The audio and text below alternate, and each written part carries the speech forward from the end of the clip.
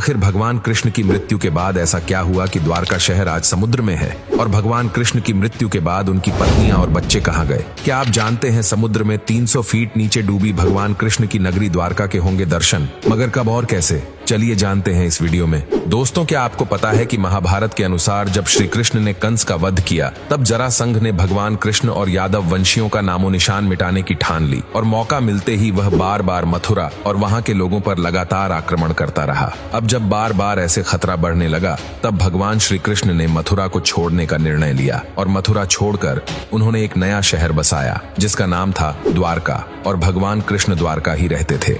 दोस्तों, भगवान कृष्ण 36 सालों से द्वारका में रह रहे थे, लेकिन अचानक भगवान कृष्ण के बाद द्वारका शहर समुद्र में समा गया। दोस्तों, पुराने ग्रंथों की माने तो इस शहर के डूबने के पीछे 2 मेन रीजन बताए गए हैं, जिसमें से पहला कारण यह बताया गया था कि भगवान कृष्ण ने महाभारत युद्ध में कौरवों पर जीत प्राप्त करी थी और दूसरी तरफ कौरवों की माता गांधारी के 100 पुत्र उस लड़ाई में मारे गए थे और इसी वजह से उन्होंने भगवान श्री कृष्ण को श्राप दिया कि जिस प्रकार कौरवों का नाश हुआ ठीक उसी तरह यादव वंश का भी नाश होगा, और उन्होंने कहा कि तुम्हारी ये द्वारका नगरी भी तुम्हारे सामने ही डूब जाएगी।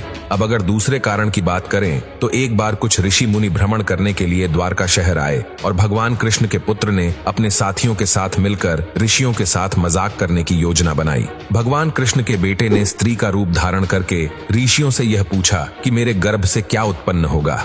अब इसके बाद जब ऋषियों ने देखा कि यह हमारा अपमान कर रहे हैं तो उन्होंने गुस्से में आकर बोल दिया कि यह पुत्र एक लोहे का मूसल उत्पन्न करेगा और भगवान कृष्ण और बलराम को छोड़कर बाकी सब लोगों पर उस मूसल का प्रभाव होगा।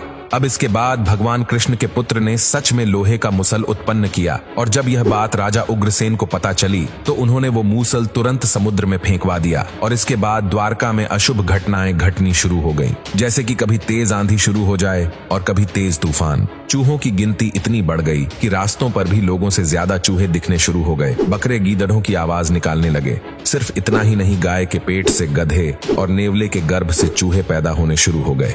अब जब भगवान कृष्ण ने ये सब होते हुए देखा तो उन्हें पता चला कि कौरवों की माता के दिए श्राप का सच होने का समय आ गया।